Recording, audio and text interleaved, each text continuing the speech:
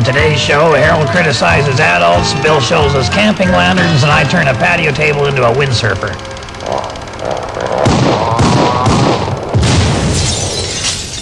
Here's the man who put the out-and-out house. He's the greatest uncle I could ever have, unless, of course, I was adopted, but I wasn't, so no such luck for me. Anyway, here he is, Mr. Red Dream.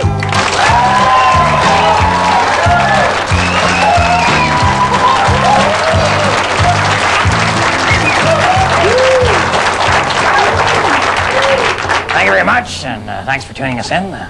Kind of an interesting introduction there, Harold. Well, you know me, Mr. Showbiz. Actually, I was referring to that bit about you being adopted. You know, if you'd been adopted, Harold, then, of course, you wouldn't be my nephew, and then I wouldn't have had to give you this job. Yeah, but I don't think anybody would adopt me at this, advanced development stage that I'm in. Well, then, okay, we could do the Moses thing. We could duct tape you into a kayak and float you down the Nile. Yeah, now I know you're just kidding because there's no boats around this lodge to float that far. Well, he does have a point there, with the exception, of course, of Junior Singleton's boat. Yeah, right, Junior Singleton, yeah. There's so many holes in that boat, no way Junior could fix all those holes. No, Harold, he's not going to fix the holes. Junior has upgraded his bilge pump. What he did was he went down to the Army surplus store and he bought, catch this, a used rocket fuel pump off a Russian intercontinental ballistic missile. I'll tell you, the Army surplus store sure has some interesting merchandise since the arms race ended. Okay, good, because I like that. I'm in favor of beating swords into plowshares, or should I say, beating rocket fuel equipment into bilge pumps. How about beating you into a small plaid lump? Anyway, Junior got the big, huge pump all mounted inside his boat there, and suddenly got a bit of a surprise when she dropped right through the hull, down to the bottom of the lake, and she was running at the time. So this is what we call a setback. But by golly, that is some kind of pump. It kept running down the bottom of the lake, and within 15 minutes, it had pumped the whole Possum Lake totally dry. Possum Lake was pumped dry? The Possum Lake is gone now? Oh, no. What it did was it temporarily transferred the lake up to the top of the hill. And then the pump ran out of gas and the water came back down again. But in the meanwhile, it gave us a chance to get out onto the bottom of the dry lake, and we got some of our old boats back and a few of our appliances and so on, and we could fix some of the divots from Moose Thompson doing cannonballs off the boathouse. And most importantly, we got Junior's great big pump back up there, and we've decided we're going to do something else with it. We're going to use it to collect maple syrup. It's not maple syrup time. Harold, with a pump this size, any time is maple syrup. Okay, Uncle Red. I'm not a tree expert or anything, but I don't think you can just get the sap to do whatever you want it to do. Oh, sure you can, Harold. Get on with the show, will you? See? Oh. My butterfly collection gives me so much pride. My butterfly collection makes me warm inside. The monarchs, blues and yellows, these are beauties, man oh man. Come and see my butterfly collection. They're all wedged in the grill of my van. This week on Handyman Corner, we're going to show you an interesting project that you can make with one of them patio umbrella tables. Now, I know the patio tables are supposed to be used out in your backyard for entertaining your neighbors, but I'd rather do something fun. I'd rather use them for windsurfing. All right, talk is cheap. Let's build. Step one, remove the umbrella. Put it away somewhere safe for later.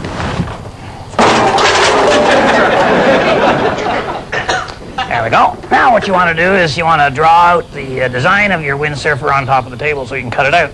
Now for that you're going to need some kind of a marker, and get yourself a ruler so you can keep the edges nice and straight. Boy, with the dampness and the fungi and the moss up here, the amount of work that's up the line, so I'll just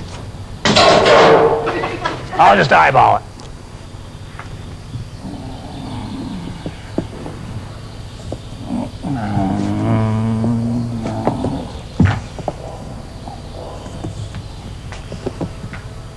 I eyeballed it up pretty good, didn't I?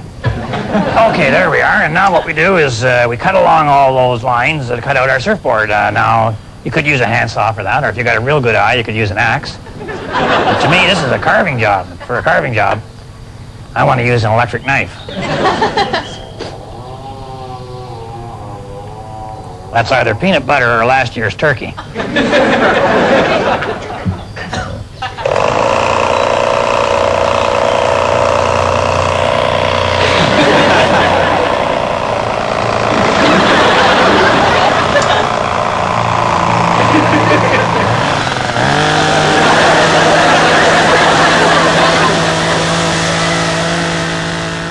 Now you want to take all these pieces and turn this thing into the shape of a surfboard. Because if those college kids see you surfing on a patio table, you're going to be the brunt of some insensitive comments, believe me. And this unit goes here, and this goes here together here, and this goes back here. And then you take these two pieces and you put those together to form yourself a rudder. Now what you do is you attach everything together using either the epoxy cement or maybe you like to use bolts and nuts and so on, or whatever fastening technique you feel most confident with. I prefer the handyman's secret weapon, duct tape. Boy, that makes you feel like shooting a curl, doesn't it? Man, look at all the cobwebs up there. Oh, well.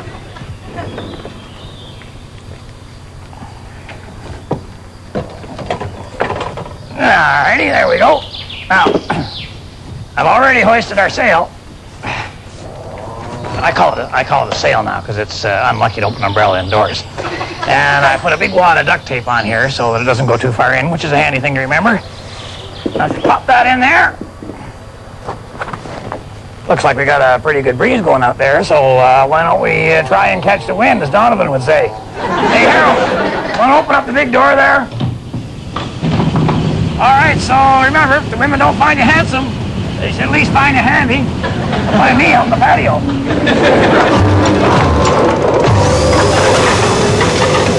Wipe out! And now it's that part of the show where we expose those three little words that men find so difficult to say. I don't know.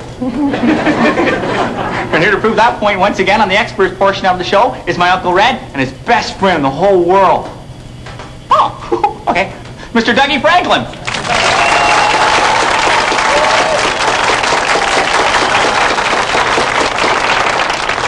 Alrighty, dear experts, my son has had several throat infections over the years, and our doctor is now saying he should have his tonsils out, which I thought was no longer a recommended procedure. What are your thoughts? My advice to this person is get away from this doctor and every doctor as fast as you can. Flee. So you don't think this viewer should see a doctor then?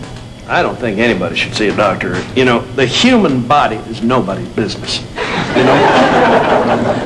My daddy never saw a doctor a day in his life. Now, he smoked a pack and a half of cigarettes, plains, a day. And, you know, sure, once in a while he might get a little coughing spell that might last like a weekend or something. But apart from that, he was as healthy as you or I. So you never been to a doctor either, Doug? Never been to a doctor, a dentist, or a psychiatrist. I'm telling you, the human body was not designed to be repaired from the outside. If the good Lord had meant this to be, he would have put a hood on us somewhere, I reckon. As soon as you've got to slice through skin or start sawing through bone, you got to know you're dealing with something that was designed to be maintenance-free. I tell you, you get in there and start tinkering with stuff, and you're going to void your warranty with that master mechanic in the sky, I'll tell you that. It is winter. Cousin Jerry was lying in the snow making snow angels. Along came the snowplow. Now Cousin Jerry is making real angels.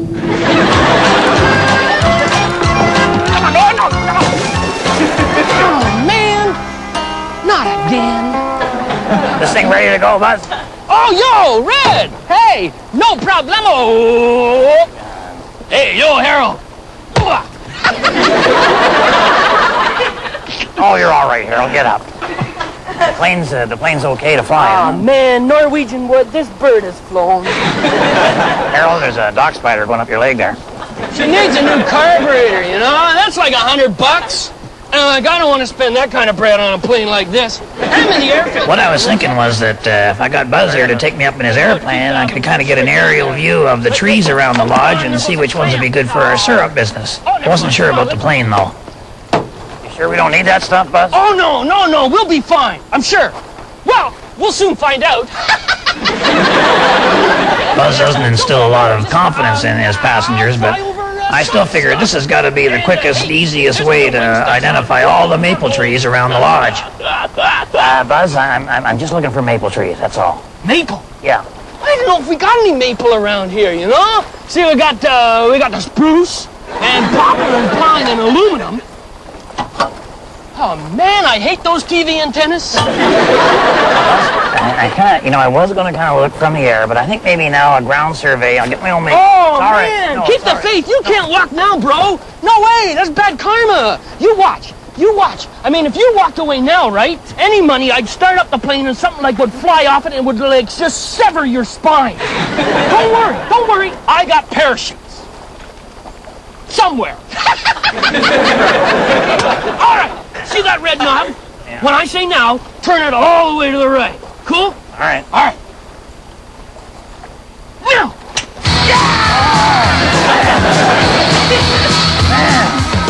Hey, look at it this way. At least you won't hear the roar of the engine. All right, then, come on, bring it on. Bring it on.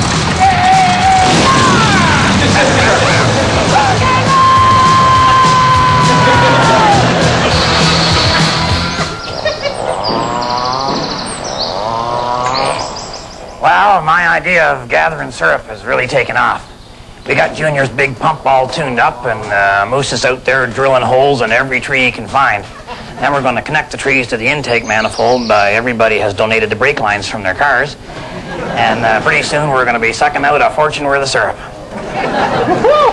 This is great. How did you clean all the brake fluid out of the lines? How do you mean?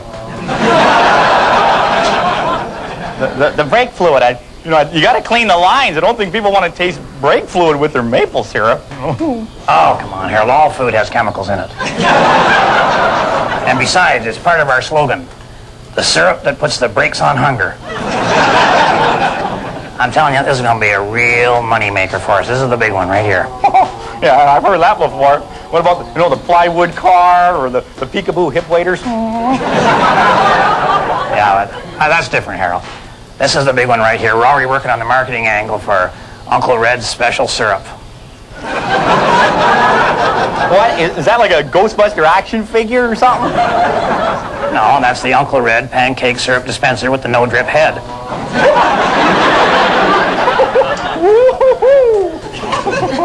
Little twinge of jealousy there, Harold? No, it's more like a wave of nausea. Uncle Red, it's Trey uncool seeing you about 6 inches high, made of squeezable plastic stuffed with maple syrup. No, Harold, it's not maple syrup. We got Moose to drill holes in all kinds of trees. So we got oak syrup, pine syrup, spruce syrup. 31 flavors, Harold.